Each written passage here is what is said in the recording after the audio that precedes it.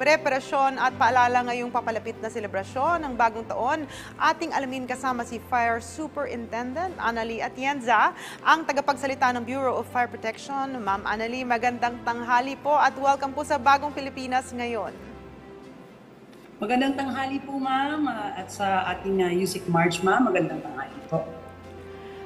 Okay, ma'am, ngayong papalapit na po ang bisperas ng bagong taon. Ano-ano po ang mga paghahanda ng Bureau of Fire Protection hinggil dito? Siyempre po, we are on red alert. Code red po ang buong pwersa ng Bureau of Fire Protection, kung saan tayo po ay patuloy pa rin naman ang ating activities on fire prevention, increasing the level of awareness ng ating community, lalong-lalo na nga po ngayong Christmas and upcoming New Year. So nandyan po yung ating roving, yung ating fire truck visibility, ganun na rin po yung inspection nitong ating mga manufacturers and sellers of firecrackers, and also ito pong ating tinatawag na mga road show. Tayo po ay pumupunta sa mga malls kasama ng ating mascot na si Berong Bombero para po talagang tuluyan na nating ibaba at alisin na po ang insidente ng sunog sa ating bansa. Ma'am, maaari niyo po bang ipaliwanag sa ating mga kababayan itong Code Red Alert status ng BFP? At ano po ba ang ibig sabihin ng alert status na ito?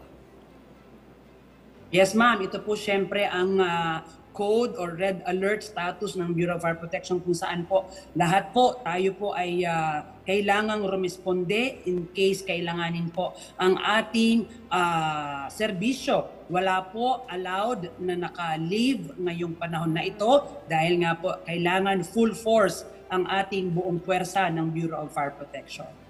Busy po pala talaga ang buong bureau ngayong New Year. Okay, ma'am, bukod po sa selebrasyon ng Pasko at Bagong Taon, kailan po ba kadalasang itinataas sa Code Red status ang Bureau of Fire Protection?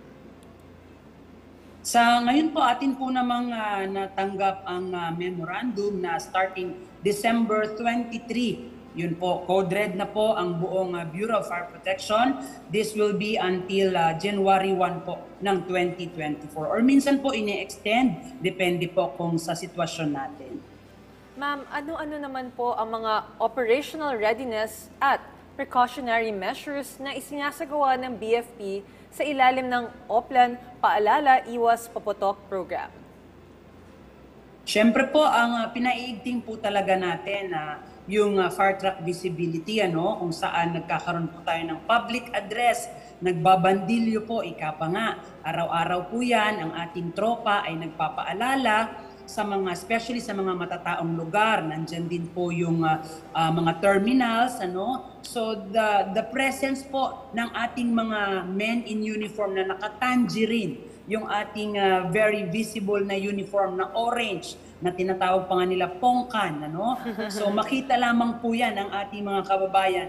At some point, na-awaken po yung senses nila. Ito yung mga bumbero natin, nagpapaalala na umiwas sa sunog, yung danger ng paggamit ng mga electrical appliances sa tahanan, yung pagluluto, kung napatay ba or naiwanan ba, at yung mga paputok kung tama ba ang paggamit natin.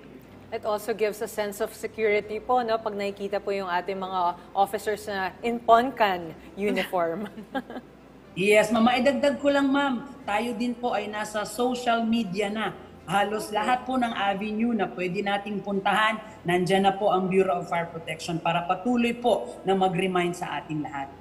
Sa ngayon po, ilan na po ba ang naitalang insidente ng sunog ngayong holiday season at ano po ang kadalasang sanhi? Ang data ko pong hawak ay year-round, po ma'am. Nationwide po ito, January 1 to December 26. Tayo po ay nakatala ng 15,679. So medyo mataas po ito kumpara nung nakaraang taon na nasa 12,000. That's around 20.7% po ang itinaas. And majority po nitong mga sunog na ito ay residential.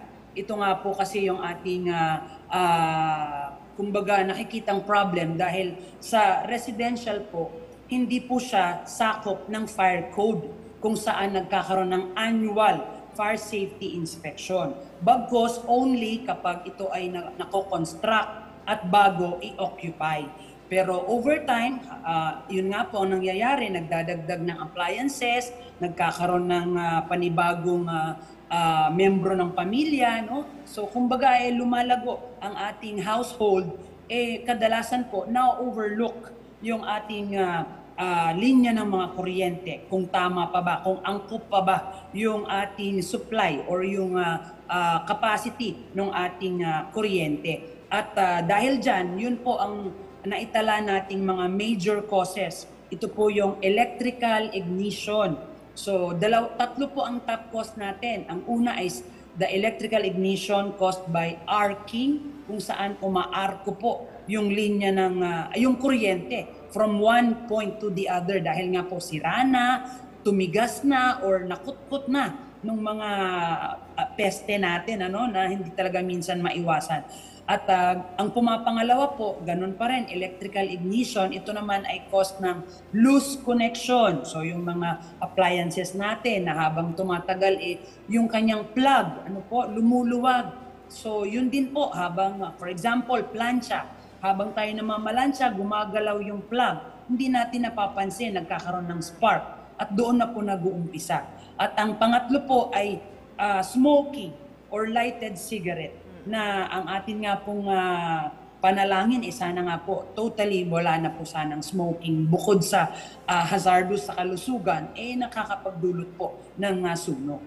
Nakakalungkot na datos yan, no? Considering parang 3,000, almost 3,000 families ang affected dahil dyan. Okay, ma'am, may tanong po mula sa ating kasamahan sa media na si Earl Tobias ng IBC 13.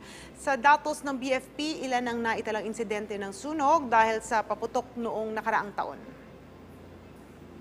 Okay po, last year po tayo po ay nakakita ng this year, January 1 to December 26. So nagkaroon na po tayo ng 24 fire incidents related to firecrackers. Kumpara po nung nakaraang taon, January 1 to December 26 also of 2022, that's around 28 naman po ang ating naitala. However, nito pong dumaan ang December 24 hanggang ngayong araw, magandang balita po ito na zero fire incident po tayo pagdating po sa firecrackers. At panalangin po talaga natin, panatilihin na po natin itong zero fire incident hanggang pumasok ang 2024. Ipapanalangin po natin yan, ma'am.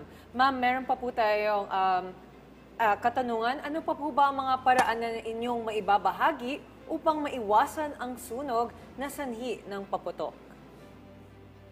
Siyempre po, unang-una tayo po ay sumunod. Ito nga po binabang memorandum ng ating butihing Secretary of Local Government, Attorney Benhur Abalos, na ini-encourage ang ating League of City Mayors to ban the firecrackers sa mga household, sa mga residential areas. Instead, makidalo po tayo, makisaya tayo dito sa mga designated fireworks display area sa ating bayan. Marami po yan itinalaga ng ating mga local government units. So pwede po tayong mag-enjoy dyan, manood, at sigurado po tayong safe na safe tayo dyan. In case nga po, dahil ang sabi nga pantaboy ng malas, kung tayo ay mag-fireworks sa ating area, siguraduhin lamang po na ito ay safe, malawak, at gagawin ng adult. Okay, yan po ang pinakamahalaga nating inire-remind. At ganoon na rin ang pagkaroon ng nakaantabay na balde ng tubig or balde ng buhangin. At mainam na rin po na meron tayong fire extinguisher sa ating tahanan. Not only for firecrackers but for household fires. So sana po, yung iba naman kung talagang hindi rin ganun ka-confident na magpaputok doon, gumamit ng mga firecrackers sa residential areas natin, marami po tayong alternatibo na paingay, na pantaboy ng malas. Nandyan yung mga kasirola, lata, busina ng sasakyan, or yung paborito nga po natin na video okay. The same thing, it can give us the noise na hinahanap natin, and sabi nga, pantaboy po ng malas. Safe pa po tayo sa pagsalubong ng bagong taon. Siguro dagdag po natin ang torotot, ma'am. Yes, ma'am. Tama po. Maraming salamat po sa inyong oras, Fire Superintendent Annalie Atienza, ang tagapagsalita ng Bureau of Fire Protection. Thank you, ma'am. Happy New Year po sa ating lahat. At in case nga po magkaroon ng insidente, dial 911 right away, ma'am. Ayan, 911. Maraming salamat.